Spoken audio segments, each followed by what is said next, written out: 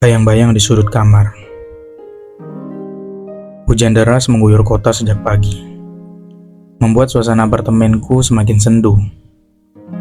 Di luar, angin membawa suara gemericik air, memantul di trotoar dan jendela. Tapi di dalam sini, keheningan terasa lebih menusuk.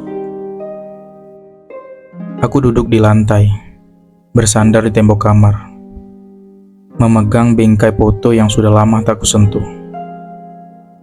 Wajah di foto itu tersenyum lebar, seolah mengolok-olok keheningan yang kini menghantui hidupku.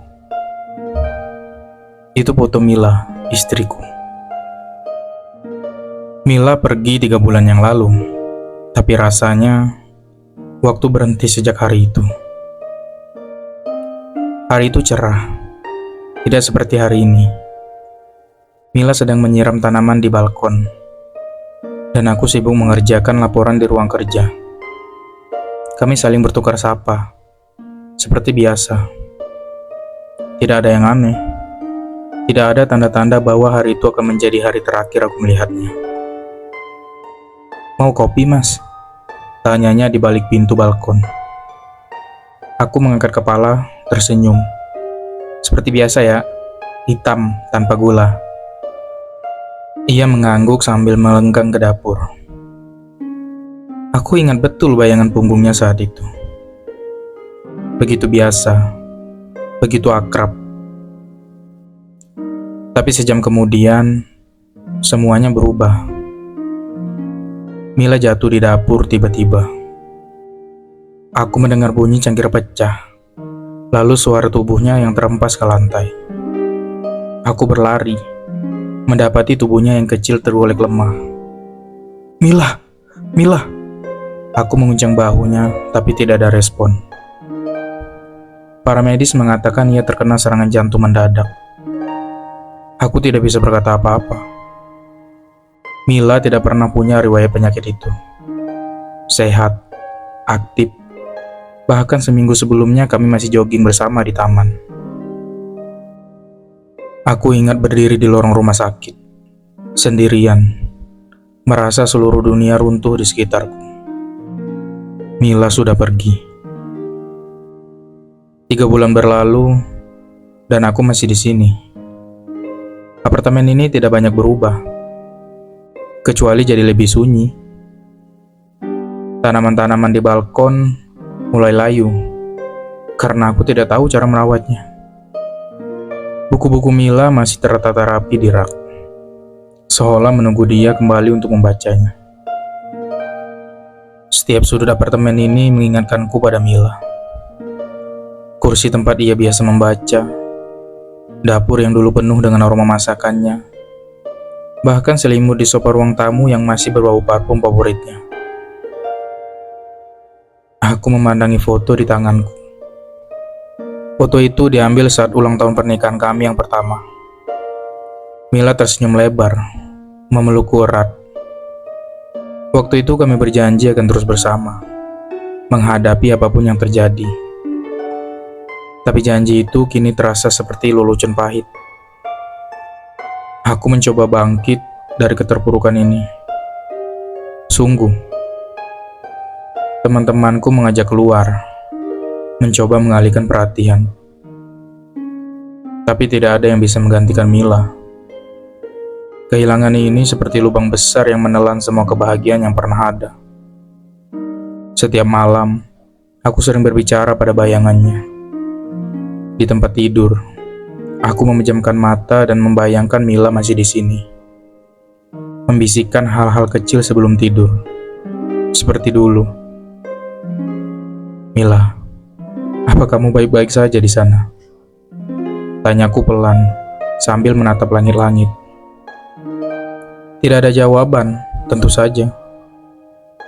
Tapi aku terus berbicara, seolah-olah dia bisa mendengarku. Malam ini rasa rinduku terasa lebih berat dari biasanya. Aku kembali ke dapur, tempat Mila terakhir kali berdiri. Aku memegang meja dapur, mencoba membayangkan ia masih ada di sana, sibuk membuat kopi untukku. tapi yang ada hanya keheningan dan bayanganku sendiri. Aku membuka lemari dapur, mencari sesuatu untuk dilakukan. Di sudut rak, aku menemukan cangkir kecil yang dulu sering digunakan Mila. Ada retakan kecil di pinggirannya, mulai dari hari ia jatuh. Aku memegang cangkir itu erat, seolah-olah itu adalah bagian terakhir darinya yang masih bisa kusentuh. Air mata mengalir tanpa kusadari. Mila, aku rindu, bisikku. Suaraku pecah. Aku tahu waktu seharusnya menyembuhkan, tapi waktu hanya membuatku semakin sadar betapa besar kehilangan ini. Tidak ada lagi tawa Mila, tidak ada lagi candaan kecilnya yang mengisi kekosongan hari-hariku. Aku berjalan ke balkon, membawa cangkir itu. Hujan masih deras, tapi aku tidak peduli. Aku duduk di kursi yang biasa Mila gunakan, membiarkan air hujan membasahi tubuhku. Aku memandangi langit yang gelap, berharap bisa menemukan jawaban di sana.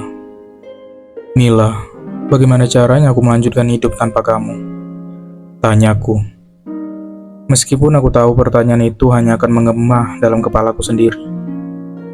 Tapi malam ini, ada sesuatu yang berbeda. Hujan mulai reda. Dan di antara awan yang berarak, aku melihat satu bintang yang bersinar terang. Aku tersenyum kecil. Meskipun hati ini masih terasa berat. Mungkin ini cara kamu bilang aku harus terus berjalan ya? Tanyaku. Seolah berbicara pada bintang itu. Aku tahu Mila tidak akan kembali, tapi aku juga tahu dia tidak ingin aku terjebak dalam kesedihan ini selamanya. Cangkir di tanganku terasa hangat, meskipun dinginnya malam menusuk tulang. Aku menatapnya sekali lagi, mencoba mengingat senyuman Mila saat pertama kali aku memberikan cangkir itu padanya sebagai hadiah kecil. Aku berdiri, kembali masuk ke dalam apartemen. Aku tidak tahu bagaimana caranya melupakan Mila, dan mungkin aku tidak akan pernah bisa. Tapi malam ini, aku memutuskan satu hal. Aku akan mencoba menjalani hidup, bukan untuk diriku sendiri, tapi untuknya. Karena meskipun Mila sudah pergi, cintanya akan selalu ada di sini. Di setiap sudut apartemen ini, di setiap kenangan yang kami buat bersama. Dan itu cukup bagiku untuk terus berjalan, satu langkah kecil demi satu langkah kecil.